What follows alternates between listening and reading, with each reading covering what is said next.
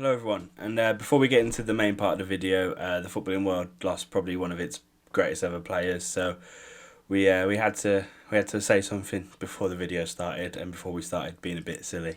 So growing up in England, you don't hear many good things about Maradona, especially at my age. You didn't hear many great things about him, but the older I got, the more I realised how brilliant he was. But then something last year when I was travelling, I was on a plane and this Argentinian man sat down next to me, and we just started chatting straight away about football. Like instantly, he was like, "Are you English?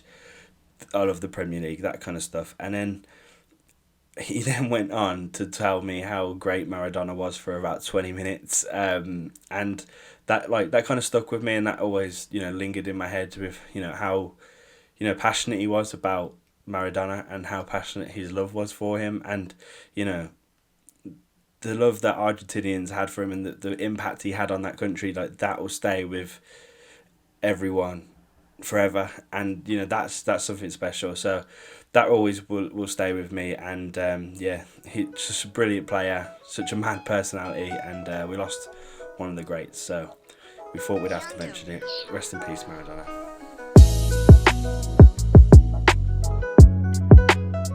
Hello everybody, welcome back to the Back Post. Today we've got another Premier League preview. Before we get into that, we've got to ask you kindly to please like this video and please subscribe to the Back Post. We're growing ever so slowly and we really appreciate you if you subscribed right now. Right, how you doing, lads? I'm all good, for now. For now? Very good, What? Why for now? Well, I don't know if you know, Jay, but on Sunday is a sad day for both of us. Until it's a happy day for one of us, or an average day for both of us. But, yeah. I don't know why I'm being negative. I'm actually fine about it. I'm fine. So, no, you said this the other day. I'm shitting myself for it. Are you? I've grown up now. I've realised that we're better than you, and I'm ready. Okay. Good. All right, build him up to bring him down. I love it. I love So it. Right, we're obviously about that first. Yeah, we're obviously talking about the Chelsea Spurs game. We're going to talk about that first. So, Adam, if you want to go nip off for a cup of tea, please do so, mate. But yeah, Josh, do you want to go first, mate? I'll go first. We've alluded to it already. You know that my point's going to be that Chelsea are on this, perceived good run where they're not conceding many goals and they've scored a few. But, the last big team you played was Man United, and that was a game of... Well, what would you describe that game as? It was just... you didn't even go into each other's half. You basically just played tennis. Yeah, both teams were scared of losing that game. Yeah, and then, obviously, you would obviously point to the clean sheet against Sevilla as a good moment, but that was a Sevilla team that... had just in between drawing with Chelsea, they'd lost to Granada and Eibar, so the form at that particular moment in time of Sevilla was questionable, and since then you've managed to beat the mighty Sheffield United, who are second bottom, I think now, Newcastle, and Burnley. To be fair, 3 past Burnley. Well, you know what I'd say to counter that point. What? It's and I get it. These aren't the teams.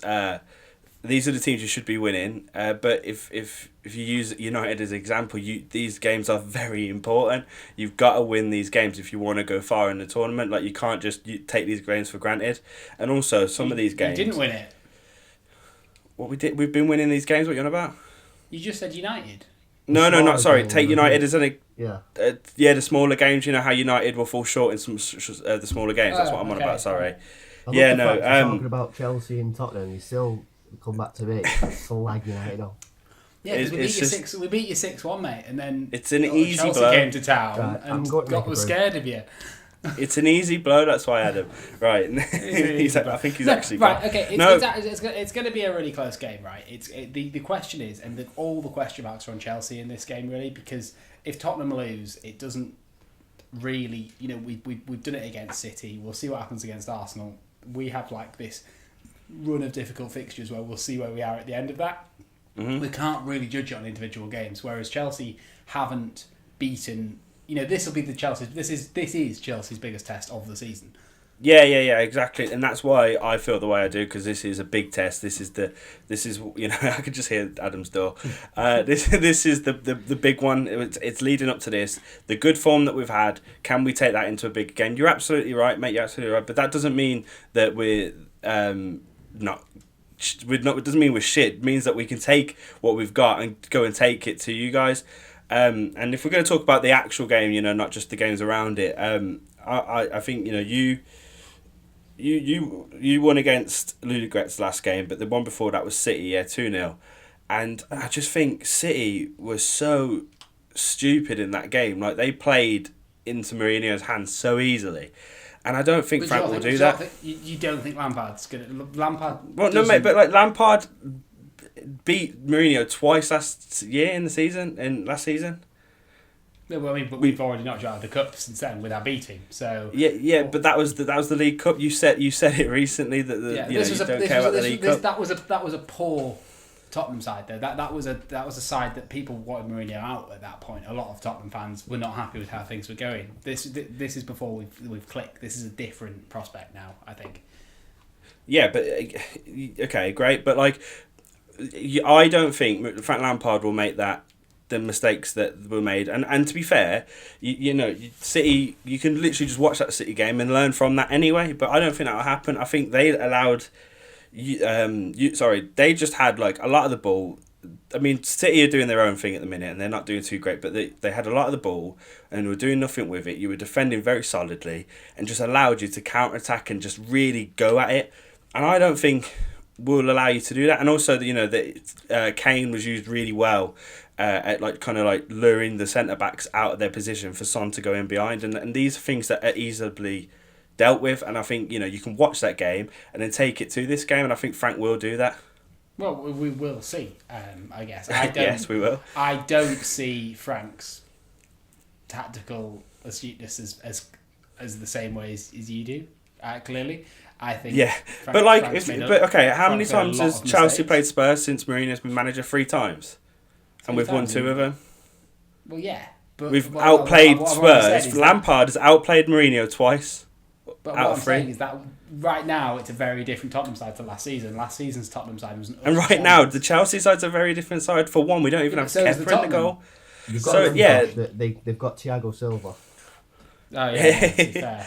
Well, no, but you take the piss, but I think as well, right now, defensively, we're really solid. We've got Mendy, who's changed the back line. Silva has come in and been brilliant, and he's had that one mistake against West Brom, and then you can't have any other fault since then.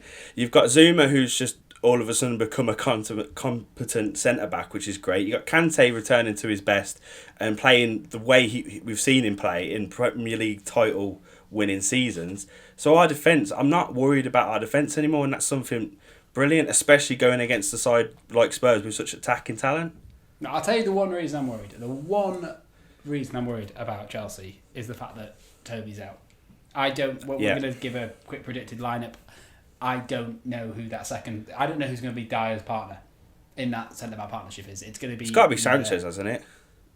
No, we don't play Sanchez at all. He's been an absolute He's just gone. Shambles for us recently. Well, we played him last night, but he's not a first choice centre-back for Tottenham anymore. He is behind the pecking order of... We've discussed this in our thing. But the very fact that Joe Rodon came on instead of Sanchez when Alderweireld got injured against City puts Joe Rodon higher than him in the pecking order. And personally, I think that in Mourinho's mind, Japhet Tanganga is higher than Davinson Sanchez in the Tottenham pecking order. So do you think Tanganga will come in? Yeah, I think it'll be Joe Rodon for a full debut, personally. Yeah, and I don't know. That's obviously something I can't say. I've only seen him play when we're 2-0 up against City, and he got subbed on once more somewhere in the past. I think it might have been Brighton or someone he came on. We haven't seen him for 9 minutes, so I can't say anything about that. But aside from that, if I'm gonna, the reasons I'm positive is because if we were to put all of our squads together and rank all of the players, I have so much faith in Son and Kane. They are the best 2 players out of our squads.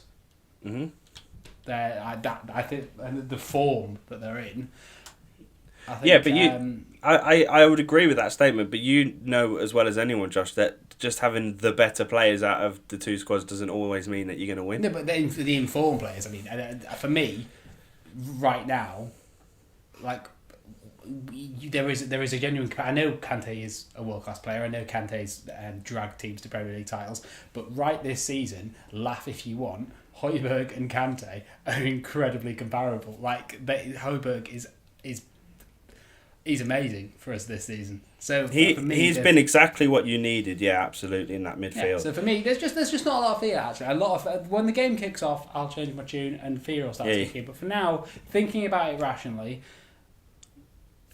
You know. Well, let's go. Let's quickly go through our predicted lineups before we move on. I'll start because I wanted to kind of talk about it as well. So I've already mentioned the back line. So it's Mendy, it's James, Silva, Zuma, Chilwell. The midfield, I'm going with Kante, Mount, and Havertz because Havertz will be fit for this. And then up front, I've got Ziyech, Tammy, and Werner. And I wanted to talk about that because obviously Werner has had, I'll say it before you guys get to say it. He's had a shit couple last games. He's had, he's missed absolute sitters, and I think it's really getting to his head. Like you can see that when he's got a goal opportunity, he's kind of fluffing it, and I feel like he's thinking about it too much, which is obviously a concern going into this game.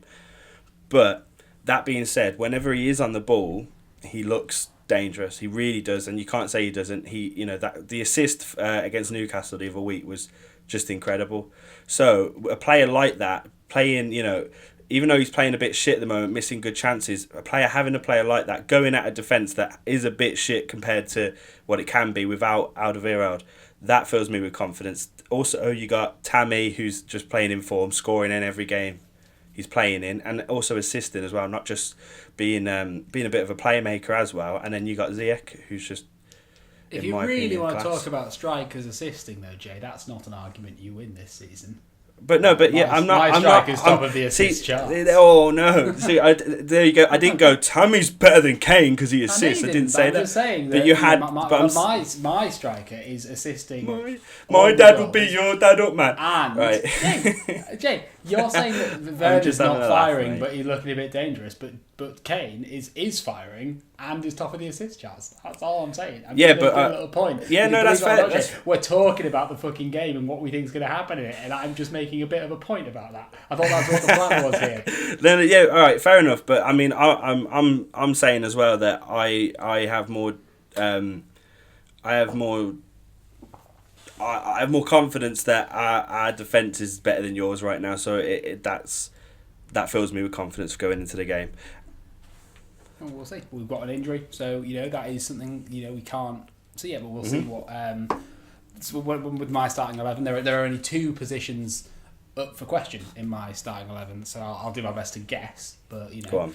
So it's obviously going to be Lloris. Doherty played midweek, so it'll be Aurier on one side. It's going to be Reguilon, who is on the left. The centre back partnership, I'm going to guess, will be Eric Dyer and Joe Rodon. We'll keep the midfield three of Sissoko, Højbjerg and Ndombele. Ndombele, again, has just, considering we came within a hair's width of selling him, thank God we didn't, because he is phenomenal. If you the second goal we scored yesterday, Ndombele just took the ball and went, "This is my ball now," and ran through Ludogorets players with the ball. He was like a ghost. It was mental. And then the front three is obviously Kane and Son, and because Mora started midweek, I assume he'll go back with what he did against City and play Bergwijn, who will not provide much of a goal threat, I don't think, but will work hard, have a good defensive, defensive head on, and wear the teams down until we either sub Mora or Gareth Bale or Lamella on. I was genuinely going to say as well, genuine question, not being an arsehole, like, how's Bale been doing? Because I've not heard much about him. He's not doing all right. He's not doing great. He's one of God, I was dropping water there. He's one of those players now where we're just waiting for that one thing to happen with him, and I reckon he'll catch fire, because he played yesterday and he didn't score. He almost did a few times, but you're looking at him just like instinctively outside of the boot, a ball in, and it's just almost getting there. And then he ran into the box yesterday and did a little Cruyff turn, and the 3 Ludacris defenders fell over, and I think the shot was saved.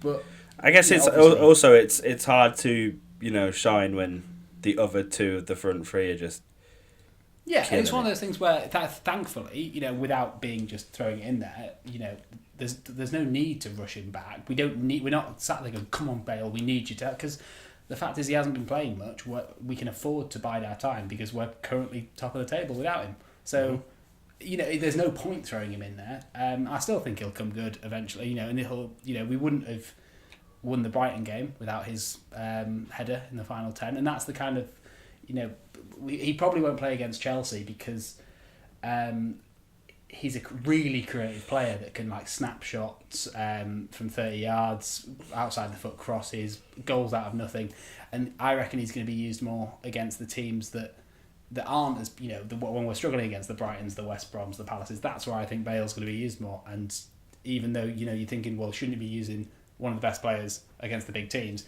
If it wins us a title or cements us top 4, it's good management. So I'm fine with it. And Lucas is scoring as well. So fair enough. I mean, just quickly before we move on, because we spoke about this a lot, but I haven't mentioned Mason Mount, who's been playing really well right now. The pass midweek for Callum Hudson-Odoi's goal was just perfect. Listen, I've already tried to fall asleep whilst you were talking about Bale, mate. So you asked me about Bale. I know, but I wish I didn't. You went on a little bit, but no, but Mount has been playing really well recently, and just watching him in midfield, him and Kante do dominate midfields together. The way he kind of the way he presses.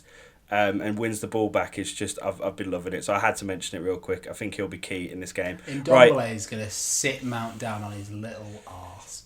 Of course he is. Of course he is. Right, Adam, are you there, mate? Yeah, I've just been doing my fantasy football team. Sorry, I had a feeling this would happen, but how you doing, mate? You've got a big game on the weekend. Yeah, honestly, it's some would argue it's bigger than the Chelsea Tottenham game. Few people would argue that. Can I ask who would argue that? Probably was me. You and Hasenhüttl. Yes. So yeah, we got Southampton on Sunday, and they're 5th, I think. 4 points ahead of us, maybe 3 points. Yeah,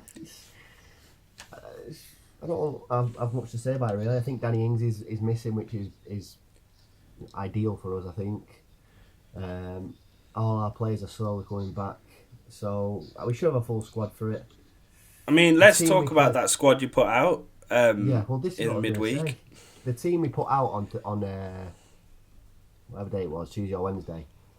That's the team we should be playing every week. It was fucking brilliant. I know it was only Istanbul. I'm not getting too excited over it, but the team we put out was just lovely. Even just looking at it, it's like, oh, that's what we wanted to see. Van der Beek in midfield, box to box, linking up with Bruno and Cavani. Cavani was pulling defenders out, creating space for the midfielders. It was really nice to watch. So I'm hoping, I don't think it will happen, but I'm hoping we play the same team. Would you pick Lindelof or Tunzabi, who came on at half-time, just out of curiosity? I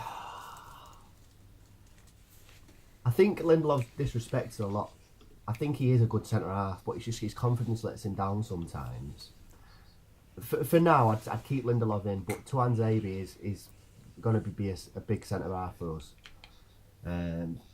We just need to don't get too excited with him, I think. Keeping him on the ground and drip-feeding him again. Because he can play right back as well, because Bissaka's been average recently. So, yeah, we've got options anyway, and I'm excited to see the game. It's a big one, to be fair, because Southampton are in such good form at the moment, and you obviously with that game in hand, you guys would be in and around that 6th and 5th spot if you won that game in hand. So you're battling out with them as well at this point. Yeah, exactly. It's an interesting one because we've discussed previously, if a team sits back, United struggle, and if a team attack, United then find the space and do well. And Southampton's the first team that's kind of not quite in either of those categories. They have the ability to soak up pressure and they have the ability to spring on you. So I don't know how this game will play out at all. It depends, I guess, if Hasenhüttl decides to go for you. I think if it's one of those weird ones. If Hasenhüttl decides to go for you, I think you'll win. And if Hasenhüttl decides to show a lot of respect to you, I think you'll lose. It's a kind of catch-22, really. Like just waiting on what they'll do. Right. I mean, I've been looking at the fixture list, lads, to see what other games there are. This is obviously coming out on Saturday, so by the time this is out, Brighton-Liverpool would have already been played. So there's no point really to talk about that. You got Everton-Leeds. It's kind of a biggish game.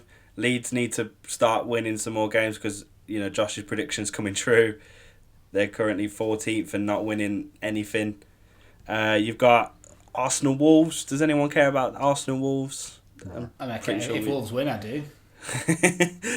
And you've got, I think interestingly, you've got West Brom, Sheffield, two teams that haven't won any games yet this season. I think the only two teams in England, I think I heard that recently, that haven't won a game yet. So that's a big one. Watch it be a draw. Right, anything else to add, lads? Oh, we didn't? Oh, we didn't give a prediction, did we? No one gave a prediction on anything. So no. Fair play, Adam. I'm gonna. Well, listen. I think it has like a scrappy. Well, not scrappy. It has like a 2-2 written all over it.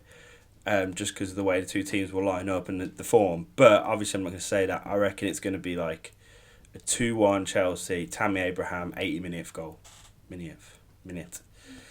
That's your. You're not going to give us all. You're just going to say Tammy Abraham 80-minute. That's your. No, I said I said 2-1. No, I know, but like it's just bizarre that you have only named one Chelsea. Okay, mine would be. I also had a 2-1 in my head, and I just think it's going to be the three big hitters.